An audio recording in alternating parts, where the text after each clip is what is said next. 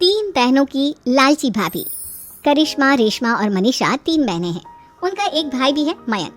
मयंक अपनी बहनों को बहुत प्यार करता है, लेकिन मयंक की पत्नी सविता इस मामले में मयंक से बिल्कुल ही अलग है। वो अपनी ननदों का जितना बुरा कर सकती है उतना बुरा करती ही रहती है और अपनी ननदों पर हुक्म भी चलाती है। करिश्मा, करिश्मा, तुमने अभी तक नाश्ता नहीं बनाया? तुम्हारे भैया को ऑफिस जाने में देर हो रही है। हाँ भाभी, बस अभी बनाती हूँ। करिश्मा, तुम ये ढीलापन छोड़ दो। कल को पराये घर जाना है। वहाँ अगर तुम इस तरह से काम करोगी तो लोग क्या कहेंगे कि माँ ने और भाभी ने कुछ सिखाया नहीं। और तुम्हारी दोनों बहनें कहाँ हैं? अब रेशमा मार्केट गई है और मनीषा सो रही है। क्या? सुबह के 8 बज रहे हैं और ये महारानी अभी भी सो रही है? ये कहते हुए सविता अपनी सास दुर्गा देवी के पास जाती है। माँ जी, देख रही हो अपनी बेटियों के तौर तरीके? क्या हुआ बहू, सुबह सुबह क्या कर दिया मेरी बेटियों ने? अरे एक तो अभी अभी उठकर किचन में गई है, दूसरी सुबह सुबह बाहर चली गई और तीसरी अभी तक सो रही है। क्या करूं मैं इन तीनों का, मैं तो परेशान हो गई हूँ। जा जाकर उठा उसे और रेशमा से मैं बात करती हूँ। सविता सीधा मनीषा के कमरे में जाती है और उससे कहती है, महारानी जल्दी उठो, सूरज सर पर आ गया है।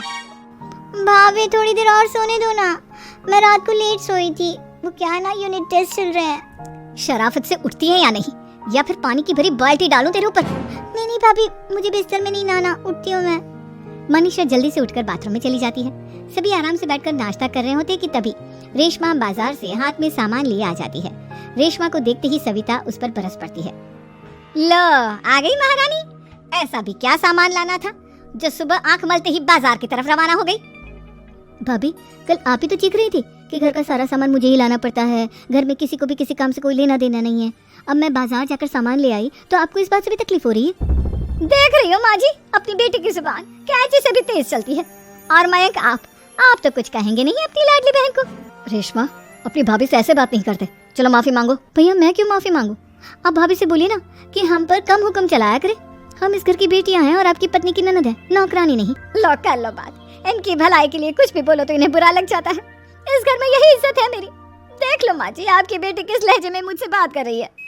सविता वहाँ से चली जाती है। मयंक को बहुत गुस्सा आता है, वो भी वहाँ से चला जाता है।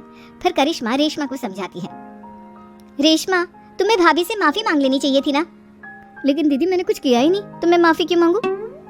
हाँ करिश्मा दीदी, रेशमा दीदी जैसे ही घर में आई भाभी ही उन पर चिल्ला रही थी। हाँ, मैं मानती हूँ कि गलती भाभी की थी। मैं तो इसलिए बोल रही हूँ कि भाभी ने माँ को तो पूरी तरह अपने वश में कर लिया है। वो हमारी बात सुनती ही नहीं। मयंक भैया हमारे लिए हमेशा खड़े रहते हैं, इसलिए उनकी बात का मान तो तुम्हें रखना चाहिए था ना। कोई फायदा नहीं दीदी, कुछ दिनों की बात और है, भाभी उन्हें भी हमारे खिलाफ भड़का देंगी। फिर वो भी माँ की तरह हमारी किसी बात का विश्वास नहीं करेंगे। इसी तरह सविता अपनी तीनों ननदों को किसी न किसी बात पर परेशान करती रहती थी। एक दिन मयंक अपनी तीनों बहनों के लिए गिफ्ट लाया। करिश्मा, ये तुम्हारे लिए हार का सेट। रेशमा, तुम्हारे लिए सुंदर सी ड्रेस। और मनीषा, तुम्हें किताबें पसंद है ना, तुम्हारे लिए किताबें लाया हूँ। थैंक यू भैया। थैंक यू भैया। थैंक यू भैया। करिश्मा, तुम्हारा नेकलेस कितना सुंदर है। ये भैया कहाँ से ले आए होंगे? मैंने भैया को 3 दिन पहले फोन पर ये डिजाइन दिखाया था और आज भैया ये ले आए। सविता तो अपनी ननदों के गिफ्ट्स देखकर जल गई और करिश्मा का नेकलेस तो उसे भी बहुत पसंद आया था। अपनी बहनों के लिए कितना अच्छा नेकलेस लेकर आए हैं, मुझे कभी कोई गिफ्ट नहीं दिया। मैं आज ही ये हार चुरा लूंगी। रात में सविता करिश्मा का हार चुरा लेती है और इसी तरह उसे अपनी ननदों की जो भी चीज अच्छी लगती वो उसे मांगती नहीं, बल्कि रात के अंधेरे में चुरा लेती। इसी तरह दिन बीतते गए और सविता ने मयंक के दिल में भी उसकी बहनों के लिए नफरत पैदा कर दी। एक दिन मयंक ने करिश्मा और रेशमा के लिए रिश्ता देखा और ये बात उसने घर में सबको बताई। माँ, करिश्मा और रेशमा के लिए बहुत अच्छा रिश्ता आया है, वो लोग कल इन्हें देखने आ रहे हैं। आप और सविता मिलकर सारी तैयारी कर लेना। ये सुनकर करिश्मा और रेशमा खुश हो जाती हैं, लेकिन सविता सोचती है, अगर इन दोनों बहनों की शादी हो गई तो घर और बाहर का काम कौन करेगा? मनीषा तो 1 नंबर की कामचोर है, उससे तो किसी बात की उम्मीद लगाना ही बेकार है। मुझे इस शादी को रोकना होगा। अगले दिन सभी लड़के वालों के स्वागत की तैयारी करने में लगे होते हैं। तभी मयंक अपनी बहनों से आकर कहता है, तैयार हो गई तुम दोनों? देखो, दोनों लड़के बहुत अच्छे हैं, मैं कोई कसर नहीं छोड़ना चाहता, इसलिए तुम उनके सामने अच्छे से बिहेव करना और अपनी भाभी से लड़ने मत लग जाना। करिश्मा, तुम वो नेकलेस पहन लो ना जो मैं तुम्हारे लिए लाया था। भैया, मैं बहुत देर से वो नेकलेस ढूंढ रही हूँ, लेकिन मुझे मिल ही नहीं रहा। क्या? तुमने नेकलेस खो दिया? तुम्हें पता भी है वो कितना महंगा था? तुम कोई काम ढंग से नहीं कर सकती। मयंक गुस्से में वहाँ से चला जाता है। थोड़ी देर बाद लड़के वाले भी आ जाते हैं। वो दोनों बहनों को पसंद कर लेते हैं और रिश्ता पक्का हो जाता है। लेकिन सविता के दिमाग में तो कुछ और ही खिचड़ी पक रही थी। वो पंडित जी के पास करिश्मा की कुंडली लेकर जाती है और उन्हें पैसे देकर करिश्मा की कुंडली बदलवा देती है। जब लड़के वालों के पास करिश्मा की कुंडली जाती है तो वो दुर्गा को फोन करते हैं। बहन जी, हमने करिश्मा की कुंडली अपने पंडित जी को दिखाई थी। आपकी बेटी की कुंडली नहीं बल्कि दोषों का पिटारा है। देखिए, मैं और मेरे पति इन सब बातों में बहुत विश्वास करते हैं, इसलिए हम आपकी बेटी से अपने बेटे की शादी नहीं करा सकते। इस तरह करिश्मा का रिश्ता टूट जाता है और सभी घर वालों को बहुत दुख होता है। अब कविता सोचती है, चलो करिश्मा का तो रिश्ता टूट गया, अब रेशमा का भी रिश्ता तोड़ना है। क्या करूं क्या करूं?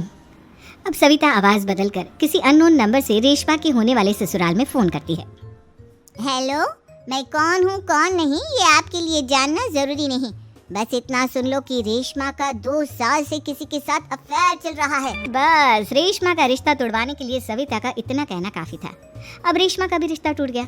मयंक और दुर्गा देवी ने रेशमा को खूब खरी खोटी सुनाई और उससे बार बार उस लड़के के बारे में पूछने लगी। आप दोनों मुझे क्यों परेशान कर रहे हो? अरे कोई लड़का होगा मेरी लाइफ में तो मैं बताऊंगी ना। जब कोई है ही नहीं तो कहाँ से लाऊं मैं कोई लड़का? तो तेरे होने वाले ससुराल वालों को फोन किसने किया था? माँ, मैं नहीं जानती किसने फोन किया था, मैं सच कह रही हूँ। मैं तो पहले ही कह रही थी इसकी लगाम खींच कर रखो, लेकिन मेरी सुनता ही कौन है? आप चुप रहिए भाभी, ये सब आपका ही किया धरा है। अब तीनों बहनों को विश्वास हो जाता है कि ये सब उनकी भाभी ही कर रही है। तीनों बहनें अपनी भाभी को सबक सिखाने के लिए एक वकील कर लेती है और घर में हिस्सा मांग। देखो भैया, माँ बाप की जायदाद में जितना बेटों का हक होता है उतना ही बेटियों का, इसलिए इस घर के 4 हिस्से होंगे और हमें अपना हिस्सा चाहिए। मैंने तुम्हारे लिए क्या क्या नहीं किया और तुम इस घर में हिस्सा मांग रही हो?